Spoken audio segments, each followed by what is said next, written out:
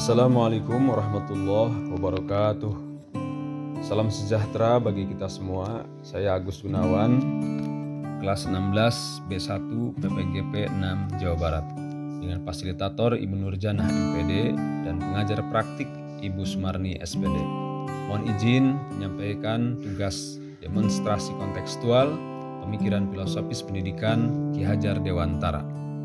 Pada halaman ini berisi infografis tentang pemikiran filosofis pendidikan Ki Hajar Dewantara. Pemikiran filosofis pendidikan Ki Hajar Dewantara yang pertama, Ki Hajar Dewantara mendeskripsikan pendidikan yaitu tuntunan dalam hidup dan tumbuhnya murid.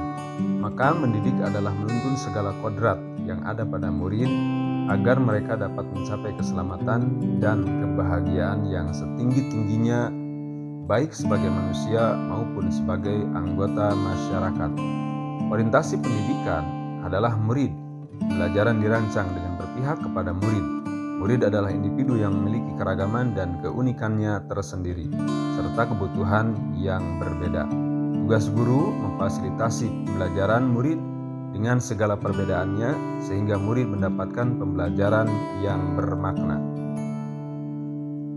Kedua, pendidikan diibaratkan dengan filosofi petani yang menanam padi.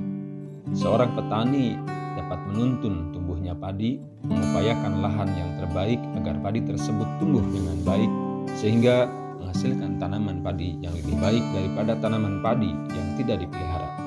Akan tetapi, seberapapun upaya yang dilakukan oleh petani tersebut tidak akan dapat mengubah tanaman padi menjadi tanaman jagung atau tanaman lainnya.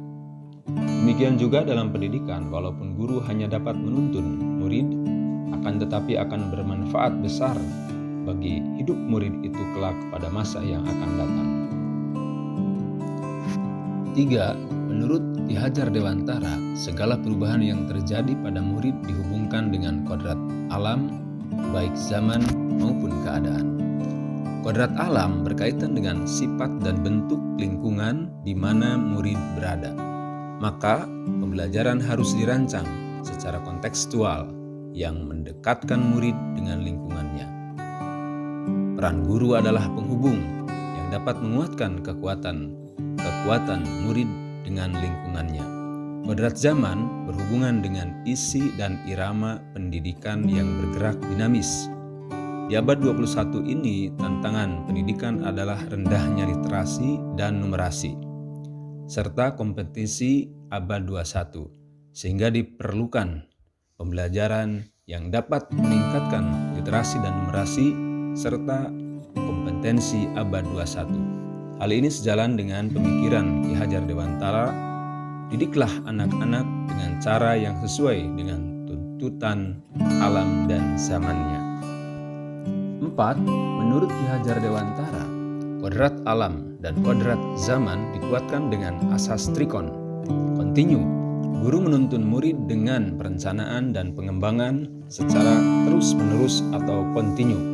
Komperzen, guru menuntun murid dengan pemikiran terbuka terhadap segala sumber belajar, mengambil praktik-praktik baik dari negara lain tanpa mengorbankan identitas bangsa sendiri.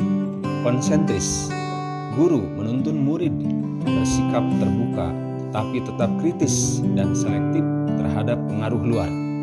Dalam dunia pendidikan, meskipun kita bersikap terbuka dengan menggunakan metode atau konsep pembelajaran dari luar, contoh STEM, akan tetapi tetap mempertahankan jati diri bangsa dan menjadi diri sendiri.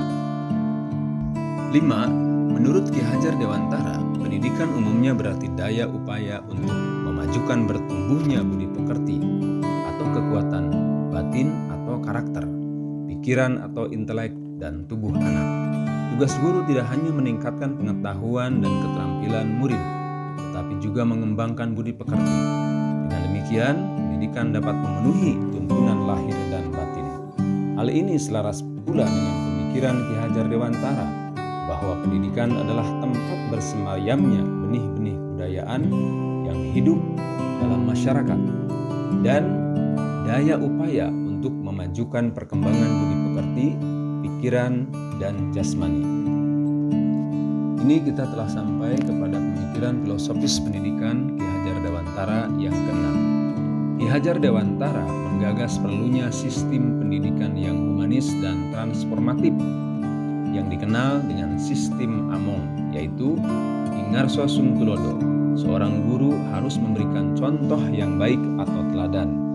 Ing Madyo Mangunkarsa, seorang guru harus membangkitkan semangat pada murid, bukan melemahkan.